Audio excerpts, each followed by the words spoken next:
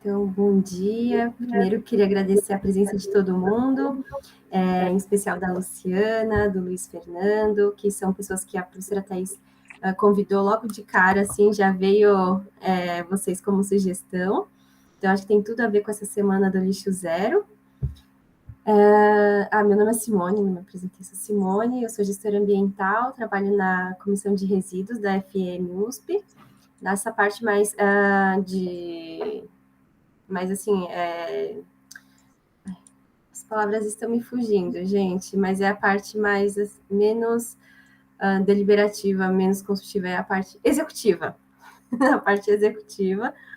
E a gente organizou, assim, bem rapidamente, né, com a professora Thais essa semana. Espero que seja um momento bem proveitoso para todos. Obrigada, Simone, bem-vinda. A Simone é nossa gestora aqui na faculdade, a gente tem uma comissão de resíduos bem atuante, composta por técnicos das diversas especialidades e um grupinho executivo, né, que é a Simone, aqui está o Kaique, então são pessoas que têm trabalhado com a gente no sentido de melhorar a gestão dos resíduos aqui dentro. A gente gera resíduos muito complexos, são resíduos de saúde, né, que obedecem uma série de leis que a gente tem que cumprir, uma série de normas, uma série de ritos na coleta, que a gente tenta cumprir da melhor maneira, né. A gente está aqui, na verdade, para conversar com vocês hoje como a gente pode reduzir esse resíduo, né. Na verdade, acho que o mais importante de tudo isso é a gente pensar como, seja individualmente, seja profissionalmente, né, seja no nosso trabalho, seja na nossa vida, como a gente reduz isso, que é o mais importante que a gente tem que fazer, eu acho.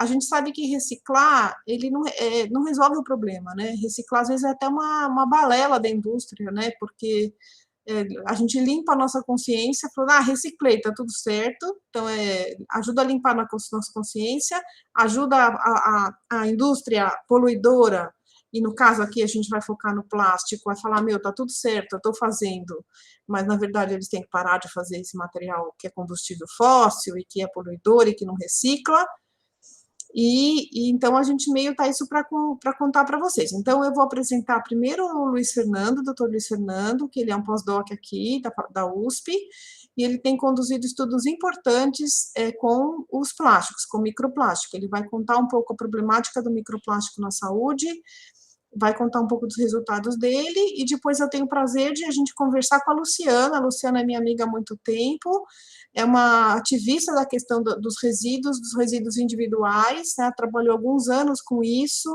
na Casa Causa, no Instituto Lixo Zero, e é uma pessoa que pode contar um pouco para a gente como é que é nas empresas, como é que a gente faz, quando a gente compra uma coisa, né? A Luciana uma vez falou uma coisa que me marcou para o resto da vida. Quando eu compro um produto, eu estou casando com esse produto, né? Eu estou com ele para sempre. Então, a Luciana vai contar um pouco disso para a gente. Então, agradeço a presença de vocês, e Luiz, acho que você pode começar. Bom, eu vou compartilhar. Bom, eu sou o Luiz, como a professora Thais apresentou, eu vou compartilhar uma apresentação com vocês. Tá? Eu queria agradecer o convite, eu acho que é sempre ótimo poder falar sobre esse assunto, né? Um assunto que precisa ser discutido melhor pela sociedade. Então, é uma honra participar dessa semana com vocês, tá? Do Lixo Zero. Deixa eu...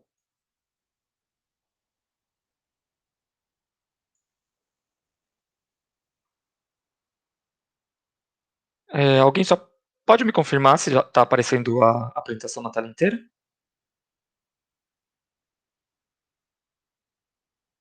Vocês estão me ouvindo? Assim, Luiz, Tá? Dá para ver. Tá ótimo. Vamos lá. Bom, então... Só que não está no modo apresentação. Não? Tem problema? Ué. Não. Então o Google tem dado esse problema mesmo.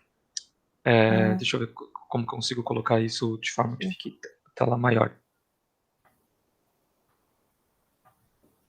Eu acho que vai ter que ser assim. Tá. Porque realmente, quando eu coloco em modo apresentação, não entra, né? Deixa eu ver, peraí. Você sabe, Kaique? Ai, pessoal, eu esqueci de apresentar. O Thiago e o Kaique fazem parte da equipe também, de gestão de resíduos, e o Kaique é o nosso, assim, o gênio mágico que, né, que sabe fazer tudo nessas coisas de computador. Não, é nada. Ali embaixo, na parte inferior direita, tem aquele sinal de apresentação. Você está no primeiro, no segundo, terceiro, quarto. Aí. Então, quando eu entro, não compartilha. Quer ver? Quando eu clico, fica na mesma tela. Você está com duas telas, talvez? Não, com uma tela só. Tá bom. Luiz, então, meu conhecimento tenta reativar, porque você não ativou ainda a abertura do arquivo, tá certo? Tá vendo? Pode ser. Ele normalmente inibe recursos. Você tem que fazer a reativar, se for essa só a questão. Vamos lá. Deixa eu ver se eu consigo.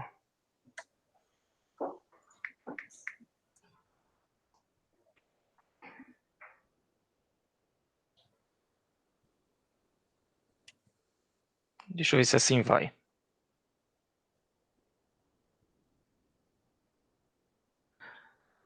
Não. Tudo bem, Luiz. Mostra, tem de boa. Não sei porque menorzinha mesmo.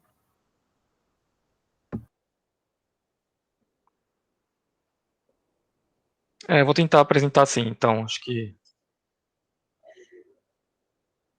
todo mundo consegue, pelo menos, acompanhar pelos slides. Bom, sugestão, se quiser aumentar um pouco mais a tela, você pode subir a parte... Barra de ferramentas. Isso, a barra de ferramentas, clicando na setinha para cima. Lá no cantinho direito. Em cima daquela linha amarela? Isso, perfeito. Melhorou. Pronto. Nossa, melhorou muito. Vamos lá. Bom, então, minha apresentação é sobre o impacto dos plásticos na saúde humana e no meio ambiente.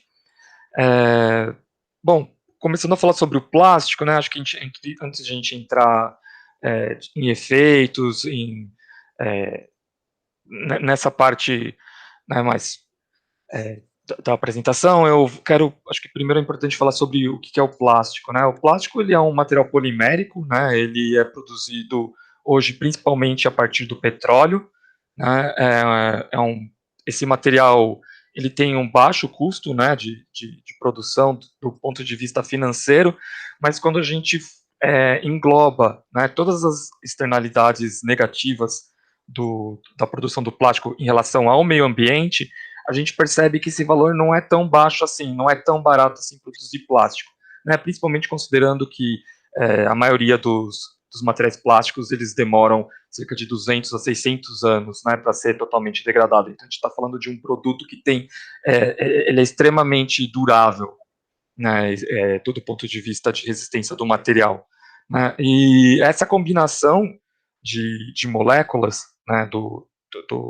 material polimérico, né, o plástico, na verdade, ele é formado por um conjunto de monômeros, que a gente chama, que são moléculas de carbono, hidrogênio, principalmente carbono e hidrogênio, e quando existe uma combinação, né, desses monômeros, uma cadeia maior, né, que seria uma macromolécula, a gente chama isso, né, de polímero, né? Então, um polímero sintético feito a partir do petróleo.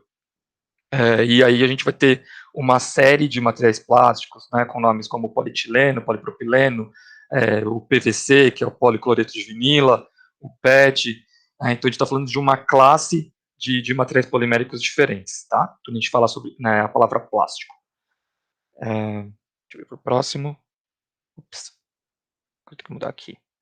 Bom, o plástico, quando a gente fala do ponto de vista histórico, né, ele foi inventado, né, o material plástico sintético, ali no século XIX, né, o Charles Goodyear, ele produziu em 39 a borracha, né, o princípio da borracha, né, a borracha sintética, que só apareceu mais para frente ali no começo do século XX, né, e a gente, a partir desse momento, a gente tem uma série de produtos como a viscose, a seda artificial, o poliestireno, né, ali já no século XX, até a gente percebe que nessa linha do tempo, o plástico, né, as invenções do plástico, de produtos plásticos, de materiais poliméricos foram acontecendo, mas a produção mesmo, do ponto de vista comercial, ela passa a prevalecer após a Segunda Guerra Mundial. Tá? Então, ali, após 1945, é quando realmente a gente tem uma produção expressiva do plástico, né, de todos esses materiais. Né? Só para a gente ter assim, uma informação sobre isso, a gente pode ver aqui nesse gráfico à direita, né, ali em 1950, a gente tem uma produção mundial de 3 milhões de toneladas, tá? E a gente tem um salto assim, extremamente expressivo, né, ali quando a gente chega no século XXI. Né, a gente vê entre os anos de 2000 até quase 2020, a gente tem mais da metade de todo o plástico que já foi produzido foi fabricado justamente nesse período, né? O que é bastante assustador.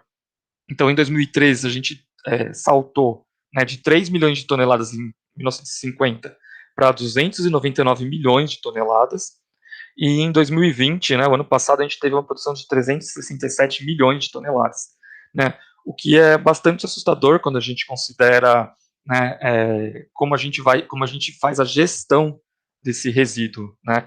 Lembrando que a gente tem uma grande parte desse material que é um produto de uso único, né? Então ele é feito para ter o período de vida dele é muito curto, você usa ele uma vez e ele já vira um resíduo, né? E aí a gente começa a ter cenas como essa da figura, né?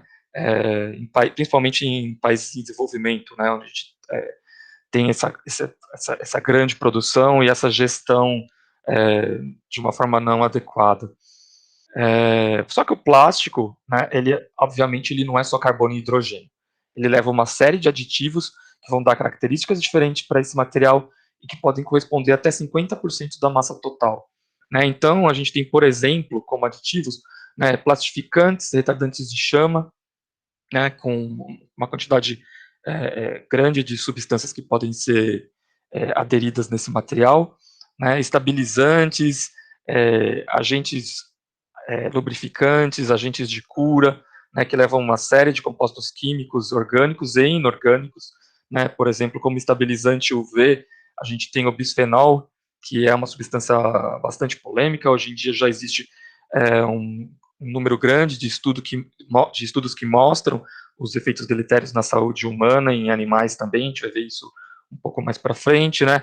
Compostos à base de cádmio e de chumbo também ainda são utilizados como estabilizantes de UV, né? De radiação ultravioleta no plástico, né? Também biocidas, né? E os colorantes, né? Que são os pigmentos que vão dar cor, por exemplo, ao plástico, né? E aí a gente tem compostos à base de cádmio, cobalto, chumbo e cromo, tá? E também as substâncias de preenchimento e de reforço estrutural no plástico, tá? Bom, hoje em dia, né, em relação à disposição inadequada do plástico no meio ambiente, a gente tem um novo termo, né, que foi criado, que é um novo ecossistema chamado Plastisphere, né? Então, esse material que é disposto no meio ambiente, ele vamos dizer, colonizado por bactérias, fungos, né? No ambiente marinho, a gente tem a presença de alguns organismos, né, como bivalves, né, que aderem nessa superfície, e um dos focos de estudo hoje é justamente como existe a interação entre esses organismos vivos, né, e esse material que está presente ali no plástico, né, os aditivos. Então, como que existe esse comportamento? A gente ainda não sabe. Vamos lembrar que a produção realmente expressiva do plástico, né, ela tem mais ou menos uns 70 anos, 75 anos, né, então é algo bastante recente. E esses estudos, inclusive, são bastante recentes. Né? Como eu disse, hoje o plástico ele é encontrado ubiquamente, né, nas matrizes de água, né, que vão do Ártico ao Antártico, da superfície do mar às suas profundezas. Existem já estudos que mapearam, fizeram amostragem em grandes regiões dos oceanos e encontram esse material de forma ubíqua. E uma coisa que eu gostaria de apresentar para vocês hoje é como os plásticos eles estão presentes, como esses materiais estão presentes nas nossas vidas, né? Que vão desde o campo, né, na produção do alimento, até as nossas mesas. Então, por exemplo, aqui nessa imagem a gente viu o plástico sendo usado como a gente chama de mulch, né, que é essa cobertura na superfície do solo, né, um dos motivos para proteger da evapotranspiração, né, da evaporação da água que está ali presente no solo para a superfície. Aí também tem uma série de outras vantagens na produção do alimento. E esse plástico ele vai se fragmentando, né, vai ocorrendo um processo de oxidação nele, um processo de que a gente chama de intemperismo químico, né, que é a interação do sol, da radiação, da água, do atrito, do vento, e que esse material ele vai se fragmentando e vai sendo misturado ao solo. Tá? Então, esse também é um dos impactos, vamos dizer assim, um dos impactos na produção de alimentos. Tá? Existem diversos setores consumidores de produtos plásticos, tá? Por incrível que pareça, a construção civil ela consome muito material polimérico, né, principalmente em relação a encanamentos e a produtos, a diversos outros produtos que contêm plástico no processo construtivo. A indústria de alimentos, através das embalagens, né, e plásticos de uso único. A gente tem os automóveis, artigos de varejo, bebidas, produtos de metal, móveis, né? Então, dentro da nossa casa, a gente tem uma série. É impossível hoje a gente não olhar para o nosso lado, em qualquer lugar onde a gente esteja, e não encontrar um material que seja feito de material polimérico. Tá? Então, ele realmente, o plástico ele é presente na nossa vida. Eu acho que aqui nessa figura é importante também mostrar aqui o setor de têxtil e vestuário, que apesar de a representatividade dele ser de apenas 1%, ele tem um impacto grande sim, tá? Principalmente em relação à produção de microplásticos nas nossas vidas, né, que já é um outro assunto desse slide. Né? Então, na cadeia produtiva dos têxteis, a gente tem uma grande utilização de material plástico que vai desde os fornecedores, na produção, no acabamento, inclusive no comércio, né, no comércio online, nas vendas, através das embalagens, até chegar no cliente, e no cliente também a gente vai ter ali a produção de resíduos de material sintético, plástico, né, através da lavagem das roupas, né, lembrando que a gente usa fibras sintéticas hoje, né, como o poliéster e o nylon, e eles já representam cerca de 60% das roupas, e 70% quando a gente considera todos os têxteis nas residências, né, porque a gente também tem material têxtil em cortina, carpete, sofás, etc.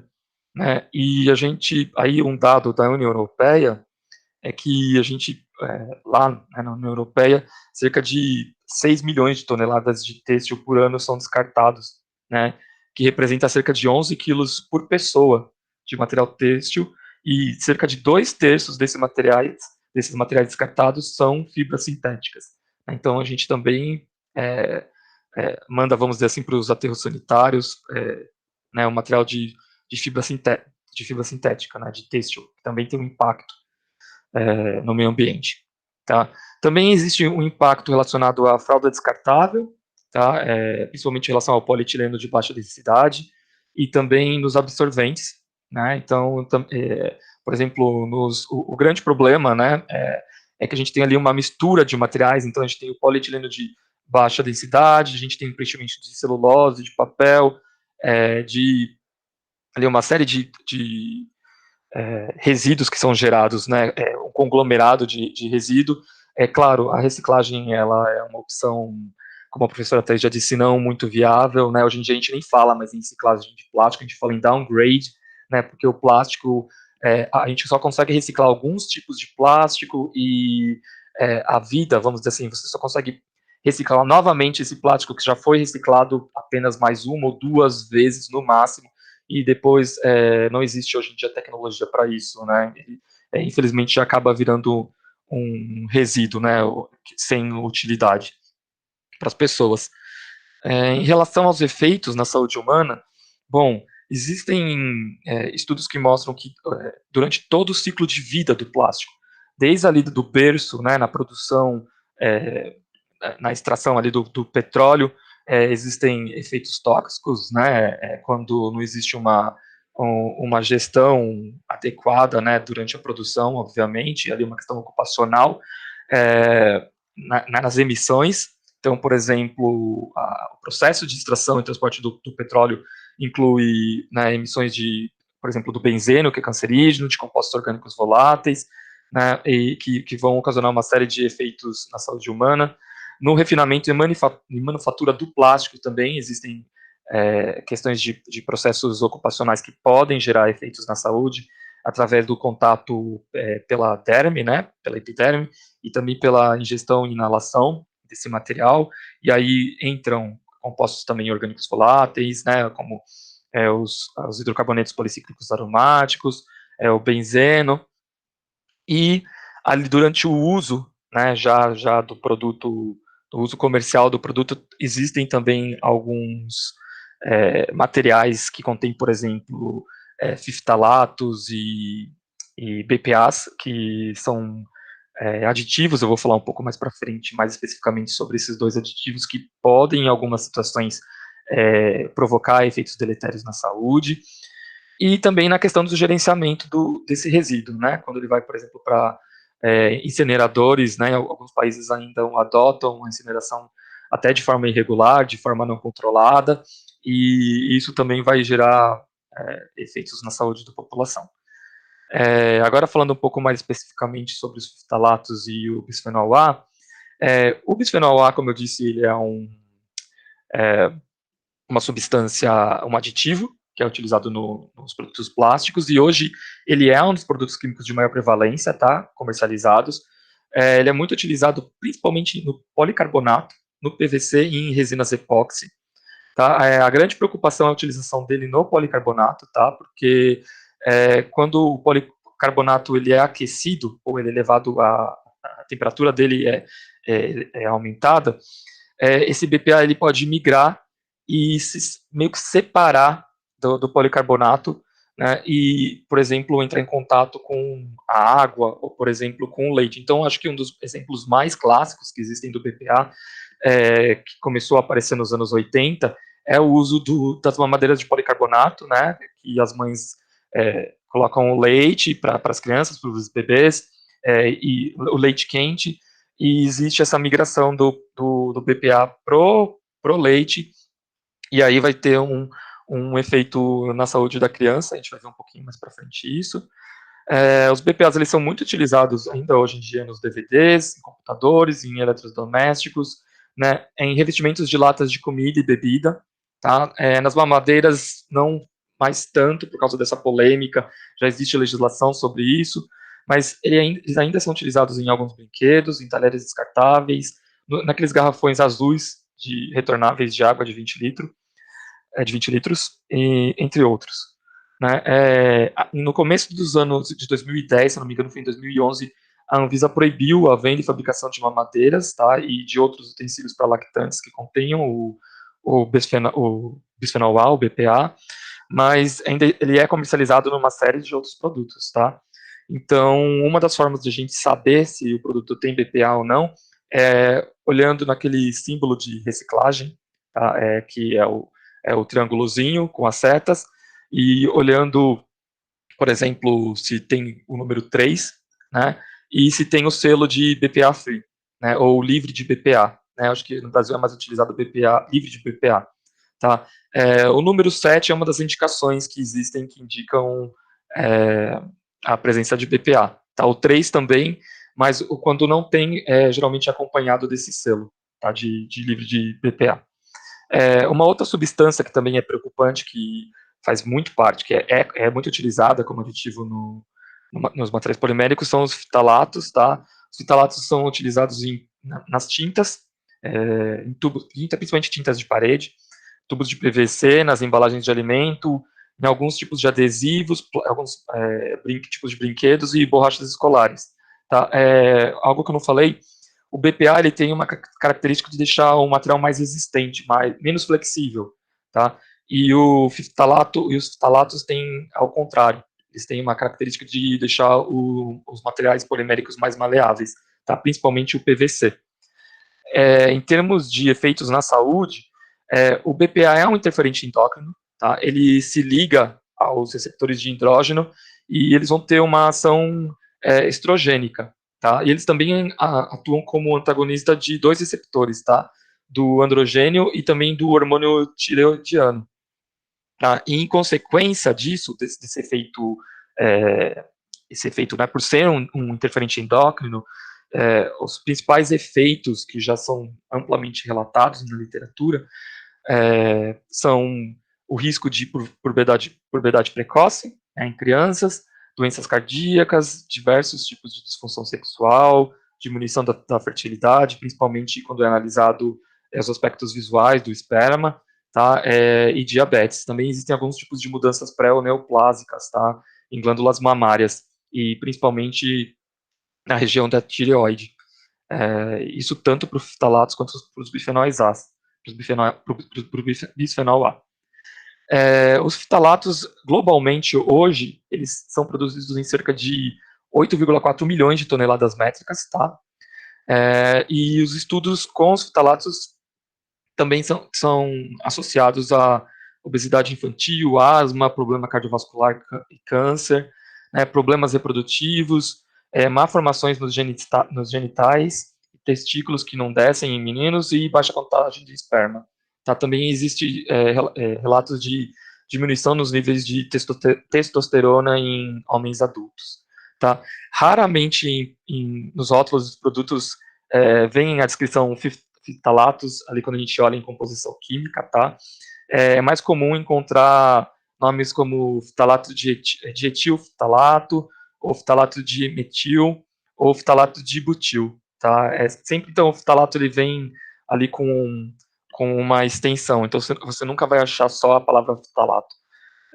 No Brasil, desde 2009, ali do final dos anos do começo dos anos 2000, as concentrações de fitalatos derivados em copos e garrafas plásticas são limitadas, tá? Então, quem regula isso é a Anvisa, e o Inmetro, ele também determina que os brinquedos para crianças não podem ter mais que 0,1% em massa, tá, de fitalatos. Agora a gente vai entrar a gente sai do macro, né, do macroplástico para os microplásticos, tá? Os microplásticos, o que são, né? São partículas ou fibras, né, com dimensões menores que 5 milímetros, tá? A origem do termo vem justamente dessa questão porque os primeiros estudos com microplásticos ocorreram no oceano, tá? Então, essa definição de menor que 0,5 vem do tamanho da rede de malhagem que era utilizada para as amostragens nos oceanos. Existe uma tendência para redefinir esse termo para menor que 1 milímetro, e os nanoplásticos são né, partículas ou fibras com tamanho menor que 0,1 micrômetro. Essa definição ela é muito genérica, porque a gente tem que considerar várias questões relacionadas não só ao tamanho, ao comprimento, mas também as características aerodinâmicas, enfim, dessas partículas. Então, existe ainda uma grande discussão para se redefinir a questão do tamanho, né, das partículas. Bom, tem composição química diversa, como a gente viu, porque o plástico ele é diverso, e ele é classificado como primário e secundário. Primários são aquelas partículas que já são fabricadas em tamanhos pequenos, né, em tamanhos que já classificam as partículas ou fibras como microplásticos, e os secundários são aqueles que vão sofrendo ação do meio ambiente né, se quebrando, se fragmentando, tendo tamanhos cada vez menores. Então, aqui a gente vê duas figuras de microscopia, né, eletrônica por varredura. Então, na esquerda a gente tem uma partícula de microplástico primário, e na esquerda secundária a gente vê que elas têm, do ponto de vista estrutural, características bastante diferentes, né? Uma é mais arredondada, a outra bem irregular, né? A fragmentada, e obviamente isso vai ter consequências diferentes para os efeitos deletérios na saúde, né? Isso, na verdade, ainda está sendo estudado, mas provavelmente existe relação. Alguns fatos rápidos: os pneus de carro recebem material polimérico, né, que é o butadieno e estireno, Então, a cada 100 km rodado, o pneu, né, por atrito, lança cerca de 20 gramas de pó. Numa lavagem de 6 kg de tecido sintético, pode ser liberado até 7.000 microfibras. As tintas, né, que a gente usa em casa é composta por pelo menos 14% de material polimérico, e hoje a gente tem no mercado 4.000 substâncias químicas usadas em embalagens plásticas como aditivos. Tá? Existe uma diferença grande entre material, quando a gente fala de microplástico virgem e o microplástico ambiental. Tá? O microplástico ambiental é aquele que passa pelo intemperismo químico, como eu disse, e ele tem uma característica super importante, que é a capacidade de absorver substâncias na sua superfície. Tá? Então, além de você ter um material plástico, ele também é vetor de outros poluentes. Então, por exemplo, pode ser aderido nessa superfície do plástico poluentes orgânicos persistentes, alguns tipos de metais pesados, pode ser criado em diversas situações um biofilme bacteriano nessa superfície, porque as bactérias e os vírus encontram ali um ambiente ideal, principalmente na água, tá? Quando essa partícula está num meio aquático, e também serve como transporte para vírus e bactérias. Já existem alguns estudos que mostram sobre isso. Então, por exemplo, quando a gente pega o sistema de produção de água, né? A gente tem um microplástico no ar, ou, por exemplo, uma substância, um macroplástico que se torna um microplástico. Isso acaba né, parando nas galerias pluviais e, consequentemente, nos corpos hídricos, né, nos corpos da água, e, por consequência, por exemplo, em represas, né, em locais que servem como captação de água. Então, a gente vai ter essas partículas durante o processo de tratamento de água ali, elas uma grande parte vai ser decantada, tá, no processo de floculação, para a produção da água potável, da água que vai ser distribuída para a população.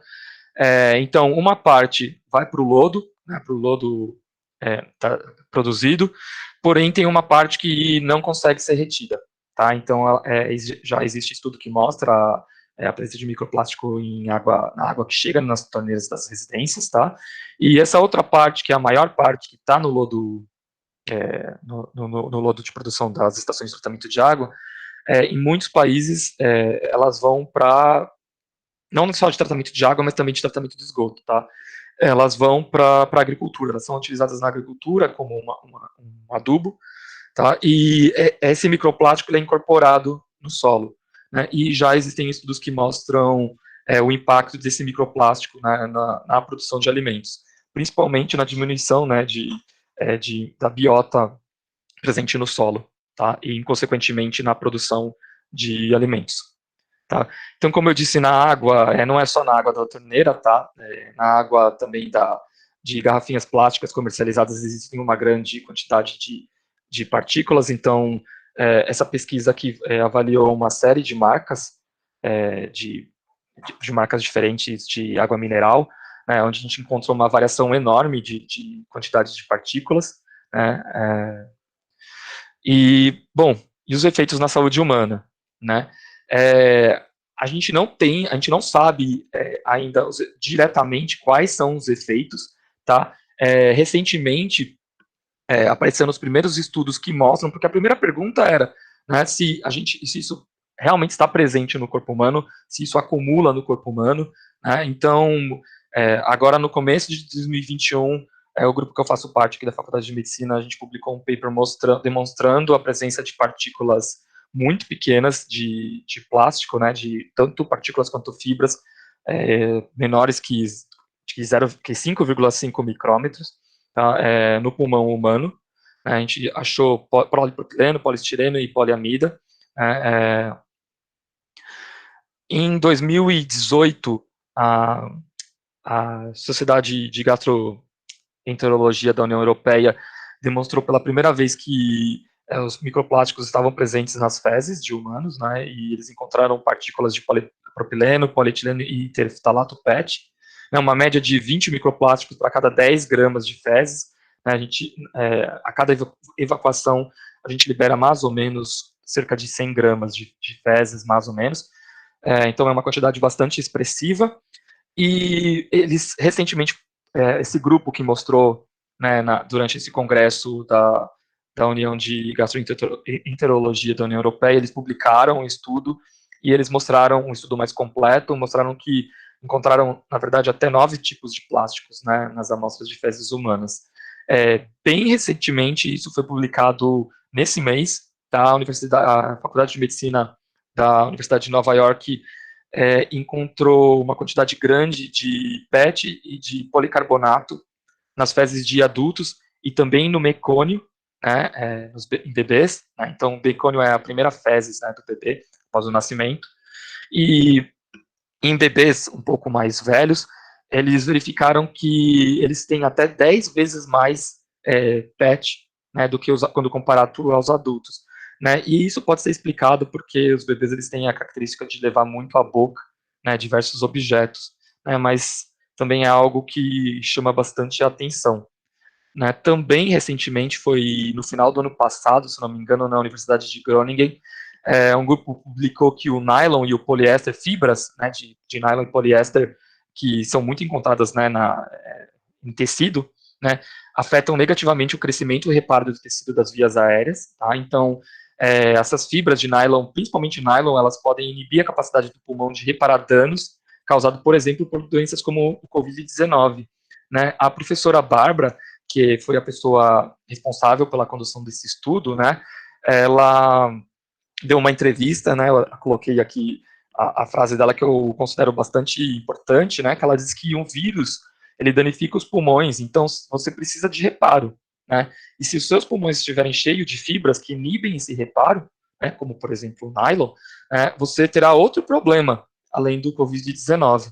Então, acho que isso demonstra uma das importâncias, né, de como a gente ainda sabe pouco sobre essa questão do plástico no nosso organismo. Esse microplástico já está presente no nosso organismo, mas a gente ainda sabe muito pouco sobre esses efeitos deletérios.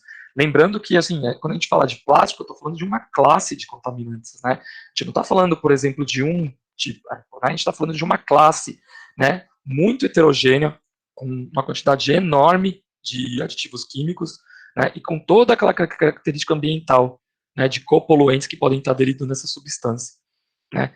Também lembrando que a cada vez que a gente lava a nossa roupa, a gente libera uma média de 9 milhões de microfibras que vão parar nas estações de tratamento de efluentes. Esse também é um estudo publicado que demonstra isso. O microplástico também foi encontrado já na placenta humana, tá? Então, existe um estudo que foi publicado por uma universidade na Itália, onde eles analisaram a placenta de mulheres saudáveis, tá? Que tiveram gestações por parto normal, e eles foram detectados tanto do lado fetal quanto do lado materno da placenta, tá? E também na membrana, dentro do qual o feto se desenvolve, tá? Então, eles analisaram amostras pequenas, cerca de 4% de representatividade de toda a placenta, e encontraram praticamente em todas as amostras microplásticos, tá? E existe um efeito potencial do microplástico reduzir o crescimento fetal, tá? Mas isso ainda é uma hipótese, ainda não foi testado. E também existem os estudos ocupacionais, né? Mas a diferença é que esses estudos ocupacionais eles são feitos com partículas de plásticos que são, vamos dizer, lançadas no meio ambiente, né, à disposição dos trabalhadores da indústria de plástico. Né, são partículas virgens que não possuem aquela característica de partículas ambientais e que demonstram um aumento da incidência de doença pulmonar intersticial, dispneia de esforço com diminuição da função pulmonar, e também diferentes graus de inflamação e surgimento de granulomas ou até mesmo fibrose intersticial no pulmão. Tá? Para encerrar, eu quis colocar essa imagem, eu acho que ela para mim, ela é bastante representativa da nossa realidade hoje em dia. Né, do lado esquerdo, a gente tem uma embalagem de alimento, né, de PET, né, com as vagens dentro, e do outro lado a gente tem as vagens embaladas nessa fita, né, feita provavelmente de uma folha, né, de um alimento. Claro, a gente tem a escolha, né, hoje a gente pode escolher tanto da esquerda quanto da direita, mas eu acho que o nosso principal papel hoje não é nem tanto o nosso poder de escolha, é a gente pressionar a indústria, né, a indústria que utiliza essas embalagens plásticas, né, porque isso chega para a gente através das embalagens plásticas e muitas vezes a gente não tem essa opção de escolha do lado direito, que é algo mais sustentável, né. De um lado a gente tem uma embalagem que vai demorar de 200 a 600 anos para ser decomposta, e na outra a gente tem uma folha que tem um grande potencial de ser decomposta e dentro de um processo de compostagem e os nutrientes serem, né, novamente devolvidos para o solo. Né. Então a gente tem essas duas escolhas, mas eu acho que o nosso papel hoje em dia é realmente impressionar a indústria e exigir que a situação da esquerda não ocorra mais. Então acho que é essa a mensagem que eu tenho para passar para vocês. Eu agradeço e eu realmente espero que no futuro, vamos dizer que as paisagens não sejam igual essa da foto, né, onde existe a prevalência do plástico. Muito obrigado. Obrigada, Luiz. Nossa, muito bom, muito esclarecedor. Eu acho que trouxe, assim, são uns tapas na cara, assim, também, né? Tem algumas coisas que acho que a Luciana vai poder comentar um pouco mais agora, né, na questão do dia a dia, que nem absorvente, né, no caso das mulheres. Eu tenho usado o coletor, agora não, porque eu tô grávida, mas antes eu usava o coletor menstrual, mas eu ainda uso fralda descartável para minha filha. Para essa segunda que está vindo, eu estou querendo usar as de pano. Mas vai ser um desafio, hein? E também vai ter muita resistência de vó, de marido, de muita gente. Mas, enfim, acho que isso é um tema também que a Luciana vai introduzir agora, né? Acho que vai ser bem bacana. Acho que tem essa questão da escolha mesmo e da gente pressionar as indústrias, né? E não incentivar também, né? É um jeito que a gente pode contribuir. Então, a questão é como é que a gente faz essa mudança na nossa vida, né? Se ela é suficiente. O Luiz acha que a gente tem que pressionar a indústria. Luciana, como é que você vê isso no seu olhar? Assim, quais são os caminhos, né, que a gente tem que tomar, né? Tá. Eu vou primeiro me apresentar para vocês entenderem também a partir de onde eu digo o que eu digo, né? Que eu acho que é legal.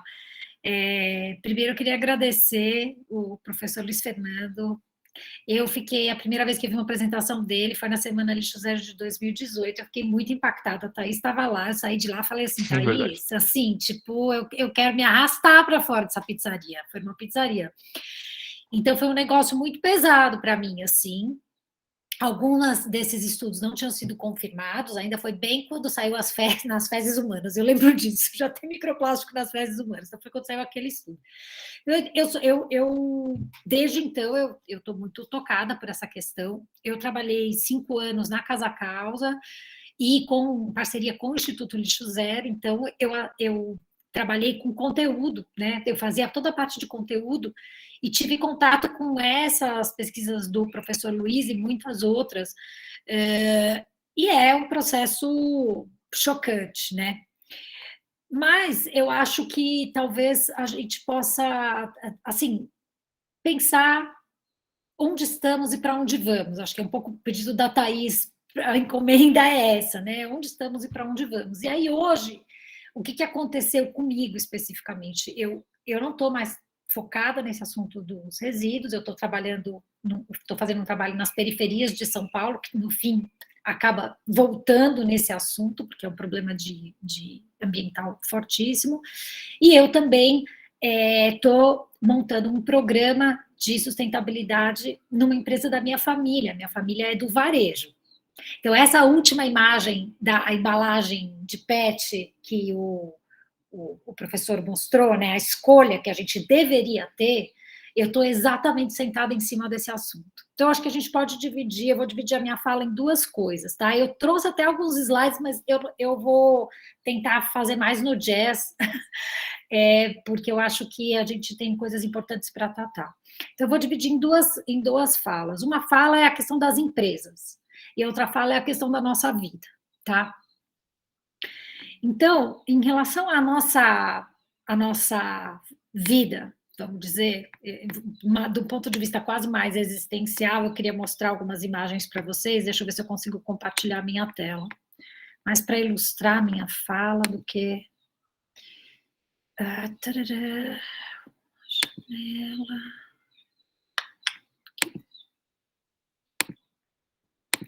Me digam se vocês estão vendo um gráfico que diz Extinction since 1500. Estamos vendo.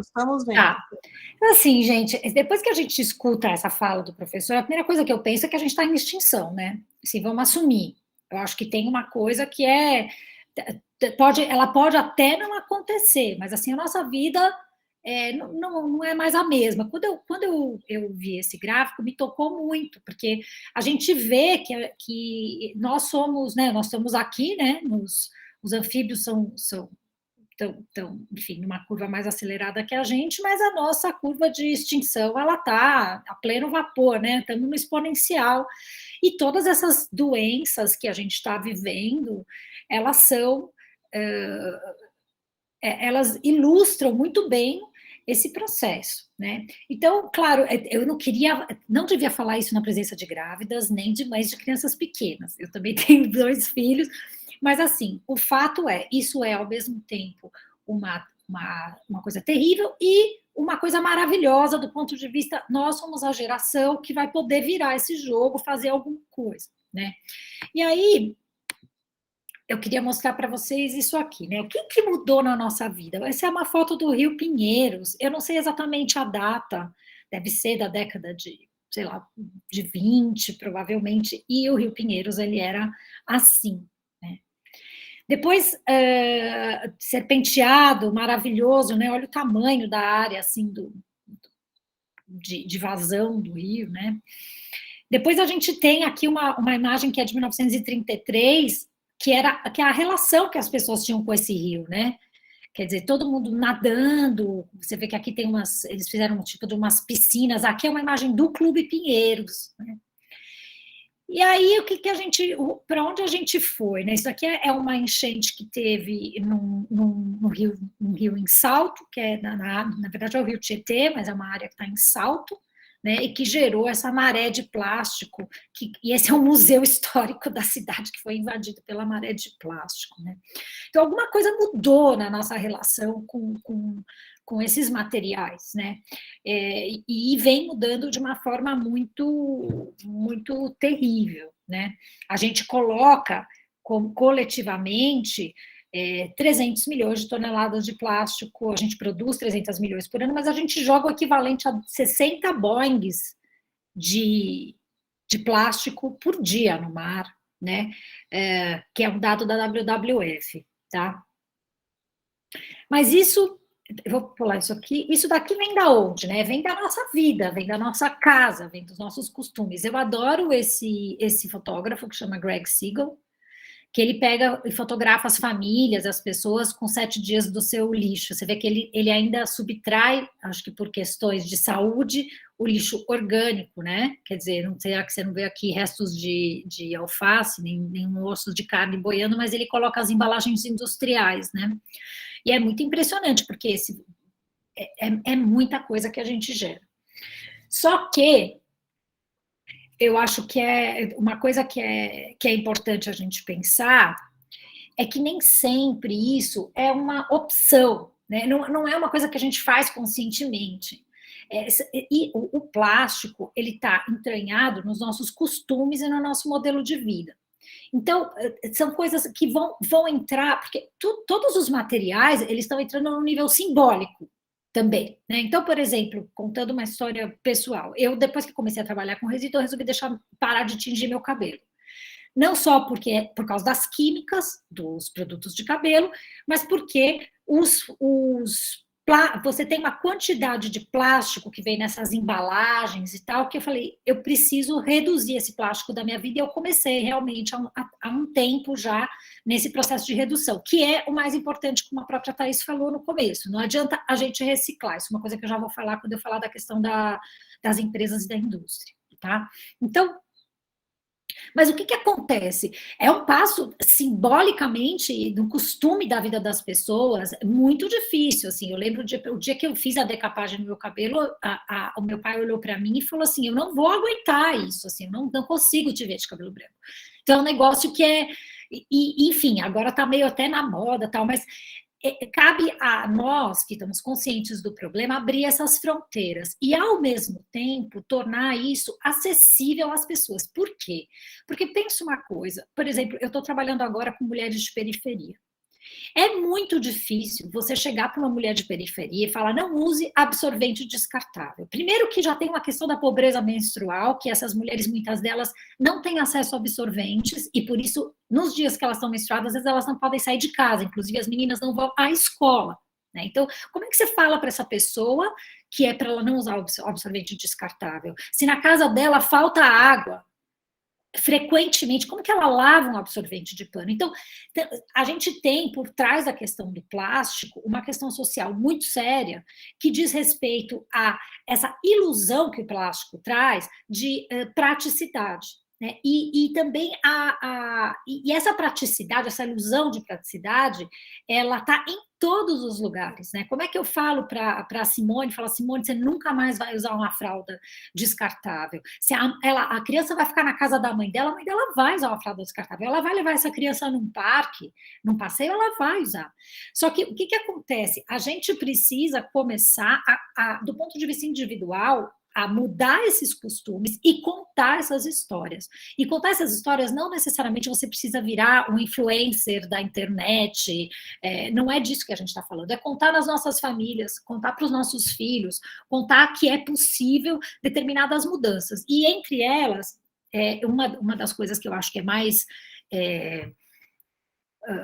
transformadora é o próprio processo da alimentação e da compostagem, que eu sei que a Thaís é um tema super caro, professora, porque a gente acompanha aqui o processo, eu moro perto aqui de onde a Thaís mora, e tem um grande processo aqui. Mas por quê? Porque exatamente a questão de como a gente se alimenta, onde vem esse alimento e para onde vai o que a gente joga fora, é muito importante. O plástico, ele também é usado como invólucro do que a gente come e como invólucro do que a gente joga fora. Né? Então, ele é onipresente na nossa vida. Mudar isso significa mudar a forma como a gente encara as coisas. E para mim, aqui, deixa eu só ver onde que eu vou fazer uma mudança aqui na minha sequência.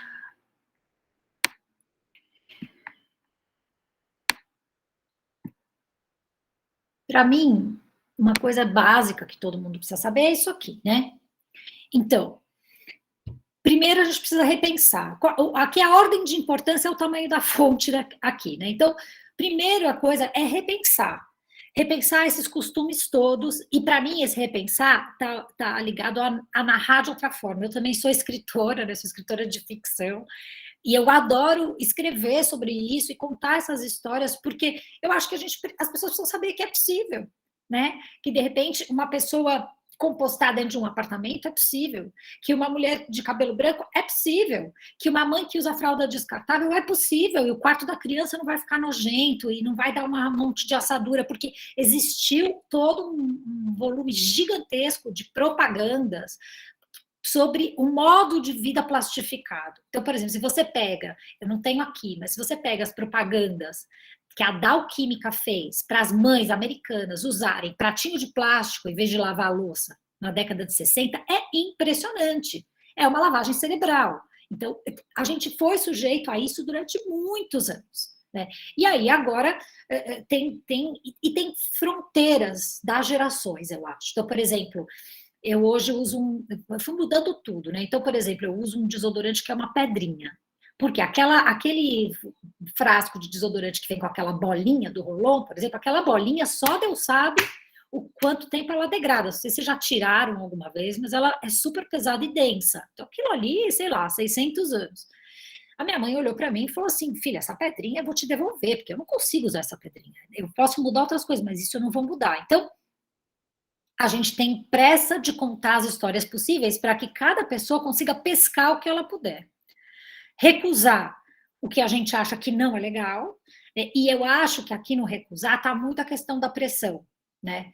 E aí vou contar uma história já para vocês. Então, o recusar é dizer assim, não, eu não vou comprar isso. Usar o nosso poder como consumidores, mas também como cidadãos, né? Porque precisam ser aprovadas leis. As empresas, elas se movem quando existe uma legislação para coibir.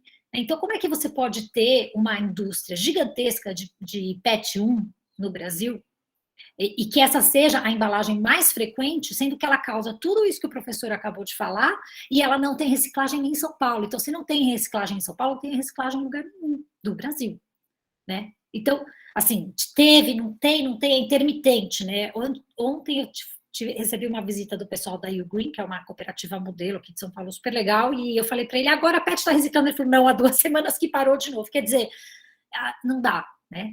Reduzir o máximo possível o consumo de plástico, reusar tudo que você puder. Bom, tive que consumir, ter coisas mais duráveis, porque a questão do descartável e dessa praticidade é muito séria, muito séria. Ela não está só num absorvente, ela está quando você vai num bar, ela está em todos os lugares, né? Essa visão do uso único, mesmo esse plástico, por exemplo, você compra um cacho de uva, ele vem naquele plástico. Aquele plástico é um plástico de uso único, né? E ele é um PET da pior espécie. Então, e a reciclagem é, sim, um processo importantíssimo. No Brasil, a reciclagem é uma questão social, né? Você tem gente que sobrevive disso. Então, a reciclagem, ela está pequenininha aqui, mas do ponto de vista social, ela é gigante. A gente não pode esquecer que hoje, no Brasil, o que a gente faz? A gente rejeita materiais e pessoas.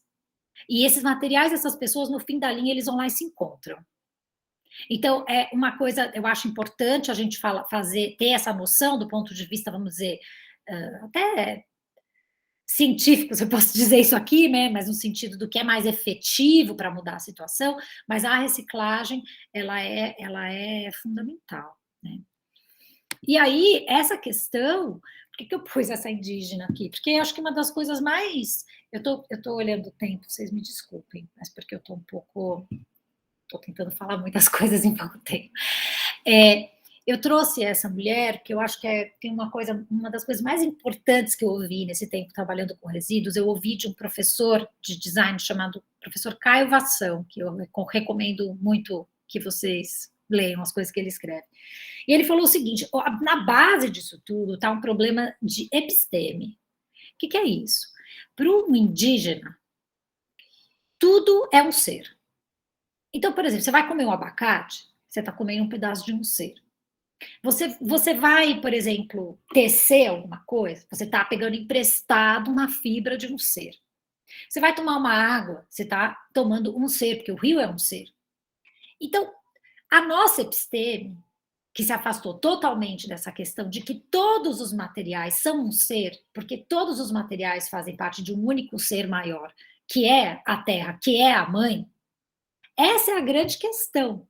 Então, a extrema responsabilidade que a gente tem ao consumir o material é uma noção que a gente precisa recuperar na educação dos nossos filhos e tudo. Então, por isso que quando a Thaís fala comprou, casou, eu gosto de falar comprou, casou, porque até para mim mesma que eu estou falando, né? Porque tem coisas que talvez eu não tenha nem como dizer, não vou ter mais celular, porque não dá, né? Hoje eu não consigo viver sem um celular.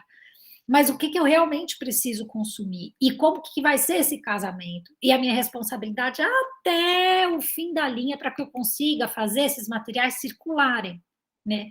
Porque a gente vem de um paradigma onde o paradigma linear, onde você tem os recursos naturais sendo como matéria-prima, manufaturados, distribuídos, usados e descartados, como se houvesse algum lugar onde isso vai desaparecer, né? E aqui, quando você começa a pensar circularmente, você está falando de uma outra forma. Você tem os recursos naturais como matéria-prima, como distribuição, como uso e consumo, e aí eles voltam para dentro do ciclo, como remanufatura, redistribuição, reparo, uma coisa incrível, eu acho, sabe? A gente não quer mais consertar as coisas, não quer mais consertar uma roupa. Se você pegar os dados que o professor apresentou da indústria da moda, sabe, hoje em dia muitas pessoas não sabem nem pegar uma agulha para consertar uma roupa, né? Então, quer dizer, consumiu, a gente precisa possibilitar que os materiais com os quais a gente casou façam pelo menos um desses ciclos para que o descarte seja mínimo, né? Porque daí vai para os aterros sanitários, no caso de São Paulo, mas no Brasil, 46% das cidades ainda tem lixão, que é uma coisa proibida, mas ainda tem. Então, né, eu acho que a gente tem uma super responsabilidade, né? Eu vou voltar aqui para contar mais uma história para vocês. Deixa eu só perguntar uma coisa. Como que eu tô de tempo? Tenho mais, acho que 10 minutos, é isso, Simone? Me ajuda? Ó, a gente planejou assim, até meio-dia é o nosso tempo. Aí a gente pode depois separar talvez uns 15, 20 minutos para a gente abrir para todo mundo conversar Isso. um pouco, né? Então, eu vou fazer mais uns 5 minutos para falar do ponto de vista das empresas, tá? Tá bom. Pode ser? Mas tem uns 15 minutos. Tá, eu vou Quer que eu te voltar lembre aqui. quando der 15? Por favor, porque daí... Podia terminar ao redor de 11, ao meio-dia, Lu. Tá, então eu posso Acho que a turma respirar um pouco. É. Tá bom. Então, eu queria mostrar uma informação para vocês que eu acho bem relevante, tá? Estou mudando os slides de lugar, porque eu estou mais no jazz aqui da FA. Então, aqui mais uma foto daquele fotógrafo do Greg Siegel, de uma família... Ele faz essas fotos nos Estados Unidos, né? Mas é bom a gente saber isso aqui, ó. Cada pessoa no Brasil gera, em média, 365 quilos de resíduo por ano, tá? O que acontece com isso aqui? No Sudeste é mais, tá? Chega, acho que 375, 380, por aí. Então, se você pensar quantas vezes o seu peso você gera em lixo, eu acho uma loucura. Tipo, eu, sei lá, peso 55 quilos. São muitas lucianas de lixo que eu gero por ano, né? Então, é legal a gente ter essa noção. E o que acontece com isso? Por que a reciclagem não vai dar conta do resíduo, principalmente... Vamos pensar, o resíduo... Quer ver? Deixa eu só jogar uma coisinha aqui para dentro, que eu tinha tirado, mas vou jogar porque eu acho que é legal.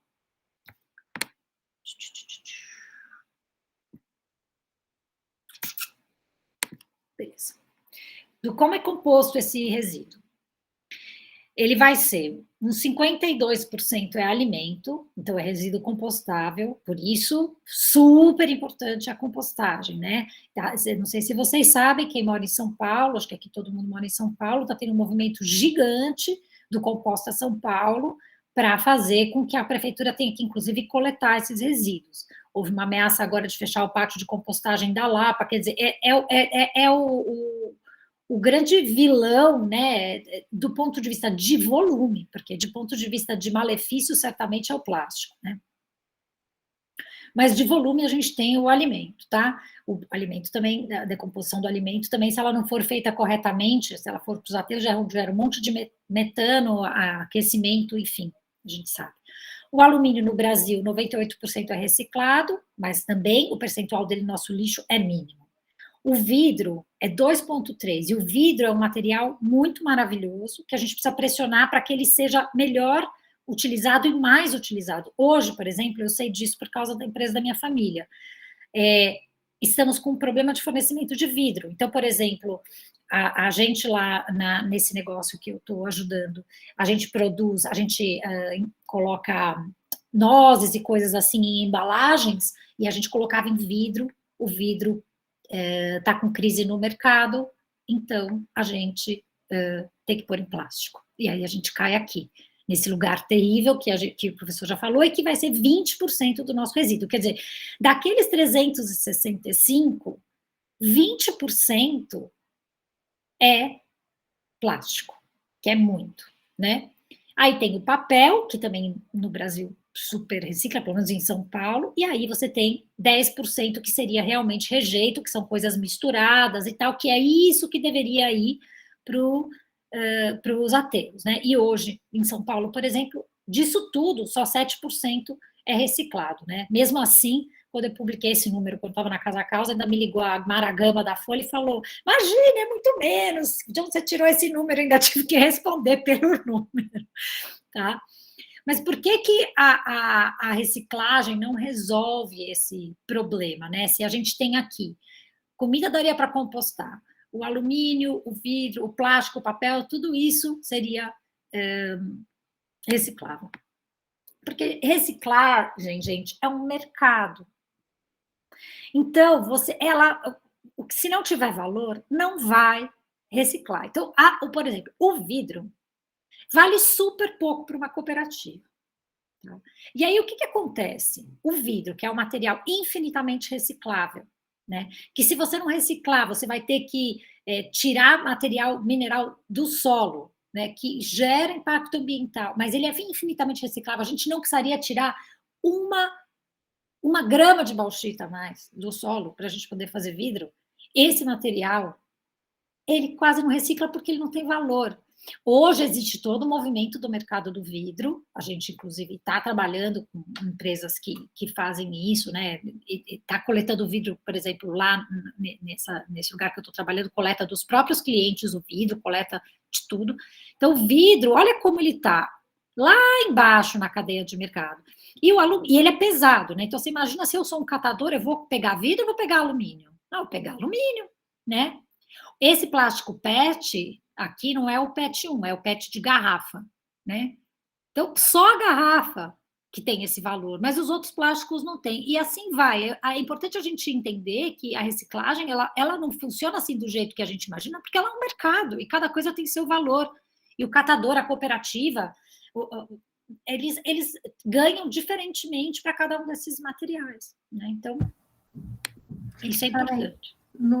Desculpa, eu tinha visto o relógio que hora, achei que era 11h25, mas aí como a professora Thais estava falando por volta de meio-dia, então a gente já considerando os 20 minutinhos, né? Tá, então assim, eu vou só falar uma coisa para a gente fechar. Eu adoro essa frase. Os negócios não podem ter sucesso em sociedades que fracassam. Do ponto de vista dos negócios, é isso que eu fico pensando. Sabe, hoje, cada dia que eu vou trabalhar com alguma empresa, eu fico pensando nisso. E é muito complexo, porque o plástico, por exemplo, ele está entranhado nos processos das empresas, né? Então, por exemplo, vou até dar um ESC aqui, que vocês já leram uma frase, para voltar para olhar para vocês. Assim, o plástico está nos processos, assim como o Luiz mostrou na agricultura.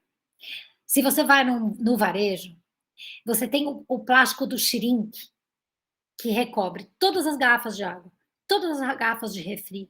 Quando vai transportar material, usa aquele plástico em volta, né? Então, o plástico está na importação, o plástico está em todos os lugares, e ele faz parte dos processos. Então, isso é um espelho da nossa vida. Assim como o plástico faz um processo da nossa vida privada, o plástico faz parte da nossa vida empresarial. E ele não está só nas embalagens finais, ele está nos processos. Então, assim, eu acho que é um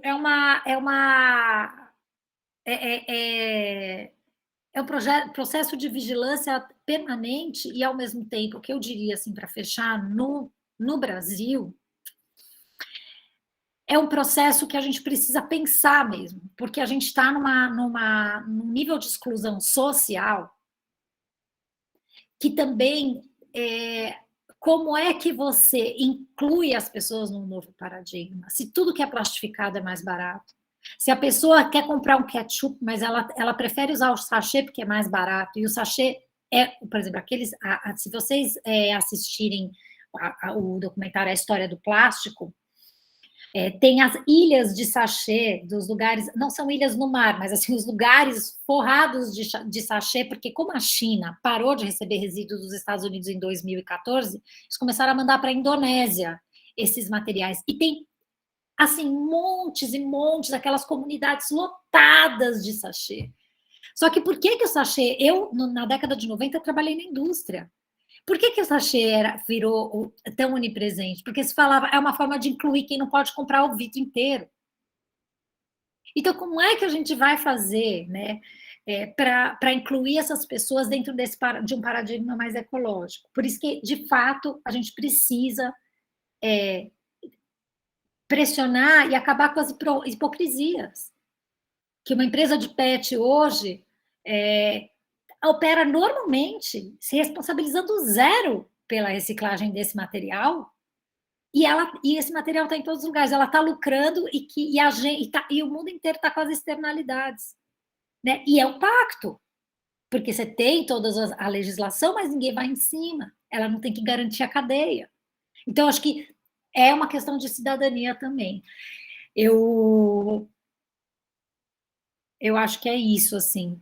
Eu sinto que são costumes muito arraigados e que a gente tem que todos os dias contar novas histórias e, para quem está na base da pirâmide social, contar de algum jeito diferente, assim. Acho que é um desafio ainda maior, mas, enfim, vamos que vamos. Obrigada, gente. Eu dei uma corrida, mas acho que deu para ter uma ideia do que eu penso sobre esse assunto. Muito obrigada, foi maravilhoso, Luciana, isso aí que a gente queria escutar mesmo, né, Simone? Foi muito bom, muito esclarecedor. E é bem importante a gente lembrar dessa questão social também, né? O buraco é mais embaixo, né? Não é só realmente uma questão de escolha. Tem uma questão social que é muito importante e às vezes a gente não pensa isso. Por que a pessoa não compra isso? É muito mais consciente, é muito mais... Porque simplesmente às vezes ela nem passou pela cabeça, ela não tem água na casa dela, que nem você falou. Então, a gente tem que pensar nisso também, né? Os desafios são muito maiores aqui para a gente resolver esse assunto, né? Que eu acho que não exime da mudança individual, né? Isso dá, então tá bom, então não vou fazer nada porque não tem jeito. Uhum. Né? Não vai dar, não vai rolar. Então, assim, as mudanças individuais são muito importantes, são trabalho de formiguinha, mas elas acho que vão fazendo uma onda no seu entorno, né? Assim você vai influenciando pessoas. Só que é muito difícil, né? Assim, é muito difícil, você requer uma mudança de hábito muito importante que eu entendo que pouquíssimas pessoas estão dispostas a fazer isso na sua vida. Eu tenho tempo, né? Assim como a Luciana, eu mudei a minha vida de um jeito que eu gasto muito tempo com isso. Então, por exemplo, eu não compro ketchup, porque eu não vou comprar o plástico. Eu não compro. Então, eu faço o meu ketchup. Dá trabalho? Dá. Custa tempo? Custa. Eu não compro... Eu faço o meu creme hoje. Eu faço meu produto de limpeza. Isso gasta meu fim de semana fazendo isso. A minha noite, muitas vezes, eu estou fazendo isso. Mas, assim, foi uma opção de vida que eu fiz. E mesmo assim, eu gero plástico, gente. É muito difícil se livrar desse material maldito, assim, porque... né? Mas assim, eu tento muito, custa muito tempo da minha vida. Meu marido fala assim, mas o seu tempo é muito caro para você fazer isso, né? Ele fala assim, você podia estar fazendo outra coisa. O seu tempo é caro você fazer o seu sabão que você vai usar na sua casa, né? Então, assim, é muito complicado mesmo. Isso, mas, né? mas sabe, Thaís, eu acho que a gente precisa também comemorar as coisas que acontecem. Ontem aconteceu um negócio muito legal. Teve um curso, a gente tem um espaço social do projeto social que eu trabalho aqui no Jaguaré. E as meninas foram dar uma aula e elas iam servir um lanche. E aí, quando eu vi, elas estavam armando a mesa do lanche, né? Você pensa lanche, eu já penso copinho descartável, a primeira coisa que eu penso. E aí elas tinham levado copo de papel e elas falaram, porque a gente não vai trazer aqui no espaço um copo de plástico, né, Lu, que vocês não vão gostar. Então é legal, porque você vê, são umas meninas de uma comunidade super pobre aqui do Jaguaré, você entendeu? Mas elas já entenderam. Então eu acho que, por isso que eu acho que é essa coisa de ir contando, de falando, de mostrando, né? Não tem outra coisa que a gente possa fazer, né? Não, eu sinto um pouco assim. Tem a coisa pessoal, que eu acho que se a gente não fizer essa virada, nós estamos ferrados já, vamos se ferrar mais ainda. Eu acho que essa virada aí, pouca gente fez. Então, você vê aqui no restaurante, né? Eu não consigo nem entrar no restaurante, só tem plástico, e eu vejo os alunos consumindo aquilo, eu falo, meu Deus, assim, eu falo assim, por que as pessoas não percebem? Assim, eu fico muito impressionada com não sei se esse assunto me afeta tanto e afeta menos outras pessoas, mas eu vou no restaurante assim, eu não consigo tomar nada, eu não vou pegar um copo de plástico para eu tomar uma água em 5 minutos, eu não vou, né? A minha vida hoje eu não faço isso, eu deixo de comprar muita coisa. Nunca mais comprei roupa, por exemplo, que eu acho roupa um absurdo.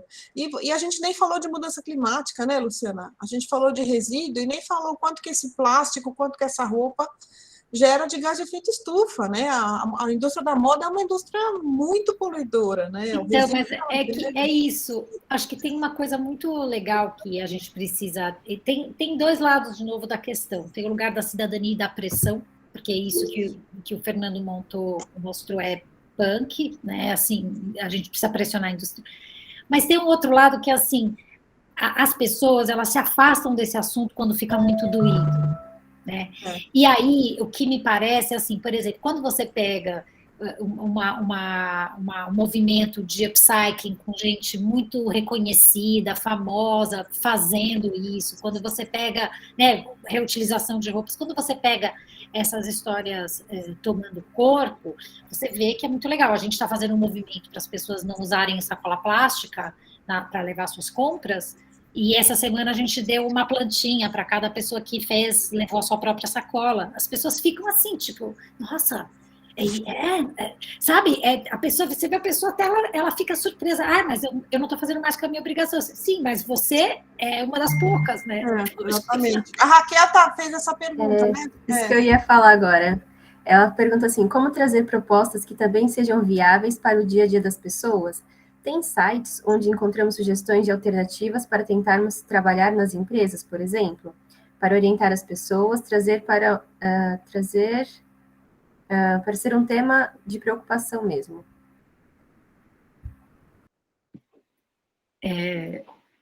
Eu acho que assim, tem mais para a vida individual do que para a empresa, é o que eu sinto. O que tem empresa é um movimento muito grande dos ESGs, né, que é super importante, que são esses requisitos que até estão sendo necessários para você abrir capital. Então, isso é um movimento importantíssimo que tem no mundo empresarial, né? Mas são dois movimentos complementares. Não tem uma coisa guia prático de empresa, ainda é muito high level, e aí consultorias caríssimas e tal. Então, por isso que eu acho que um pouco acontece, a gente precisa fazer a mesma coisa, contar a história de quem faz, mesmo que não seja muito, muito sofisticado. Raquel, acho que... Oi.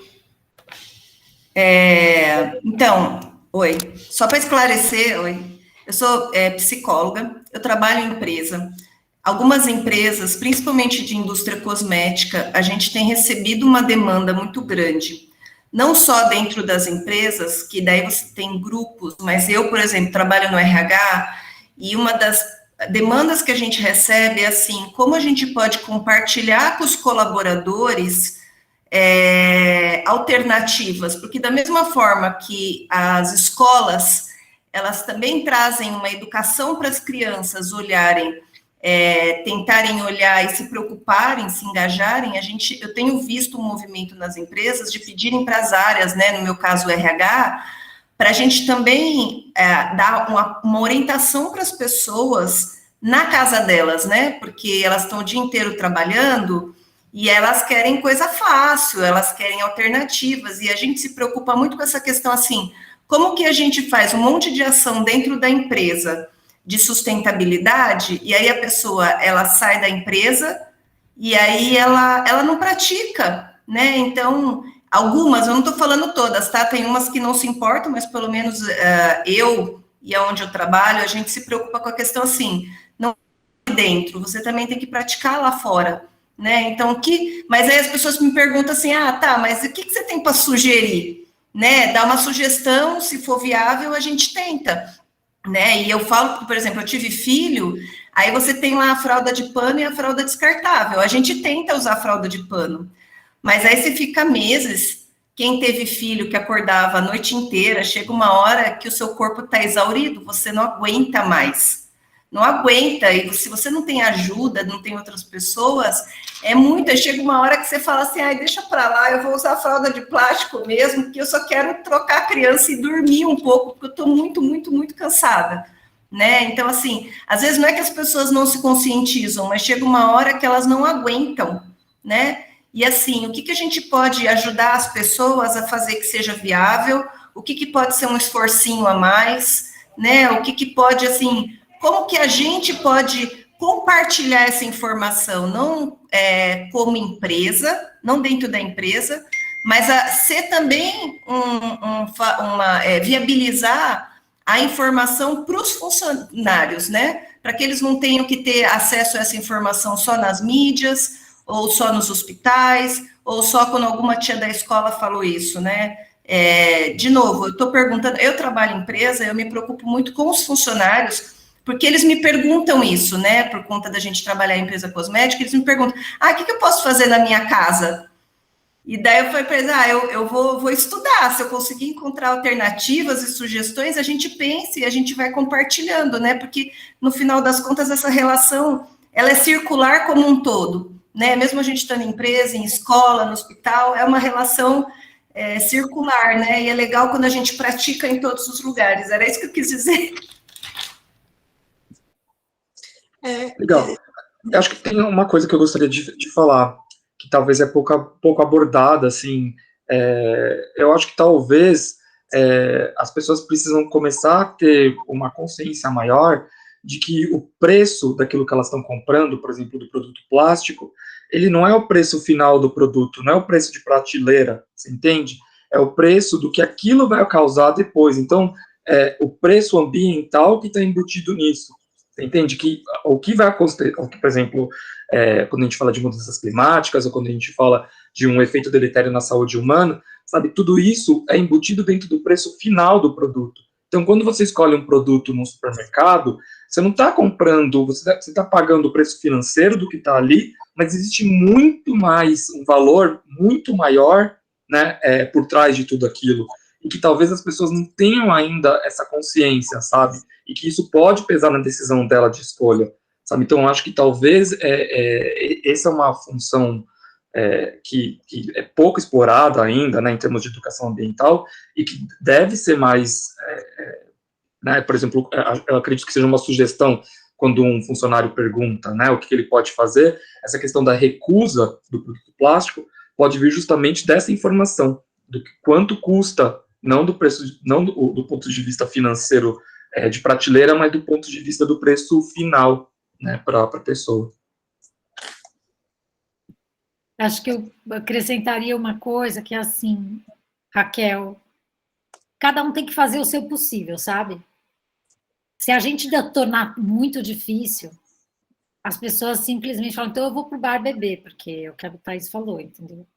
Tem uma rejeição, mas a gente tem que lembrar que é um problema estrutural do nosso modo de vida, então não adianta eu querer resolver a fralda se essa mãe não tem tempo nem para respirar, porque ela está trabalhando pra caramba, porque as mulheres, o trabalho das mulheres em casa não é remunerado, porque tem, você entende? Aí você tem, é um problema estrutural de modo de vida. Então, como a gente tem que atuar nas duas pontas, na estrutura do modo de vida e também no problema que é a consequência, eu acho que isso que o Luiz Fernando falou é uma coisa, em termos educativos, super importante, quando você for comprar, que tem a ver com comprou, casou, né? Mas, ao mesmo tempo, mas ao mesmo tempo tem essa coisa de um menu de possibilidades. Olha, eu estou usando fralda descartável, mas eu estou compostando, eu estou fazendo... O que é possível para mim nesse momento? Claro que o melhor seria mudar tudo de uma vez, mas talvez para uma mãe jovem, com 2 filhos, talvez não seja possível mudar tudo de uma vez. Então, qual que é o meu possível e como que eu posso ir empurrando essa fronteira? Agora, o meu possível é isso. Agora eu vou experimentar mais uma coisa. Né? Agora eu vou fazer o desinfetante em casa, que é tão fácil, né? Então eu pego uma receita. Então, essas indicações, tem gente que... Eu comecei na minha casa com os produtos de limpeza, né? Foi na lavanderia, eu comecei por áreas da casa, então eu mudei a lavanderia, depois mudei o banheiro, depois, né? Então a minha fronteira agora é o armário do quarto, assim, com as roupas, a relação com as roupas, mas eu fui indo por partes, porque senão você fica louca, entendeu? Então...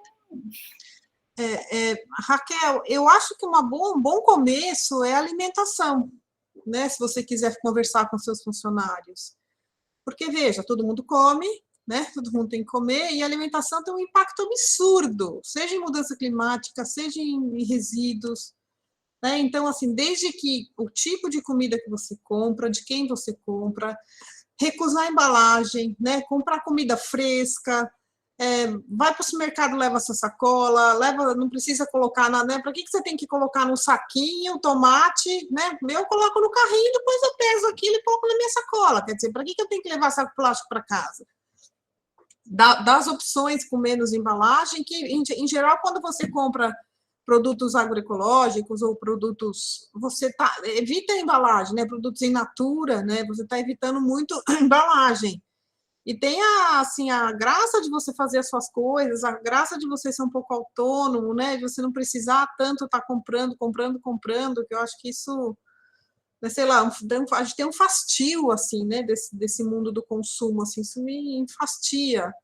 Não comprar refrigerante, não comprar suquinho pronto, né? Essa coisa que faz mal para a saúde, faz mal para as crianças. Então, não sei, se eu tivesse que entendeu? Você economiza, você não gera menos resíduos, acho, e todo mundo tem que comer, né? Assim, não é uma coisa de luxo. Minha sugestão para você. Tem uma piadinha do pessoal de resíduos, que assim, se vem no número 7, provavelmente a qualidade é 7, porque aquele plástico 7 que o Luiz falou, que é aquele tipo outros, né, que são os piores plásticos, estão no 7. Então, se você vira uma embalagem e ela é esse número 7, provavelmente o produto que tem dentro é tão ruim quanto a embalagem, né? Então, é uma piadinha que vai em cima dessa coisa da Thaís, da alimentação, que é bem... É um super assunto. Quem não assistiu, tem um documentário muito incrível que chama Solo Fértil, Kiss the Ground. Está na Netflix.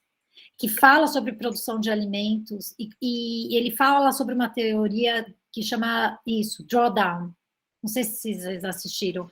Que é sobre como pode reverter o aquecimento global através da mudança de como a gente cultiva os alimentos. Eu achei uma das coisas esperançosas que eu vi nos últimos tempos. Então, quem tiver um tempinho, assiste.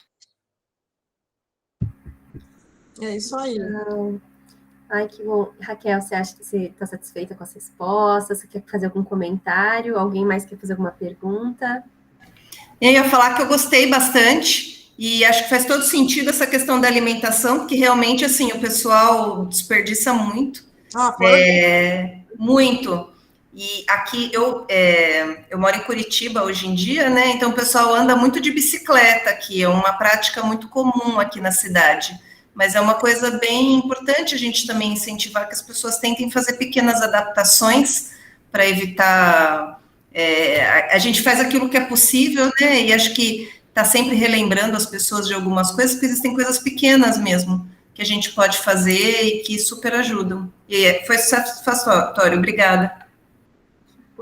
Que bom, a gente está chegando ao fim. Alguém quer fazer algum comentário final?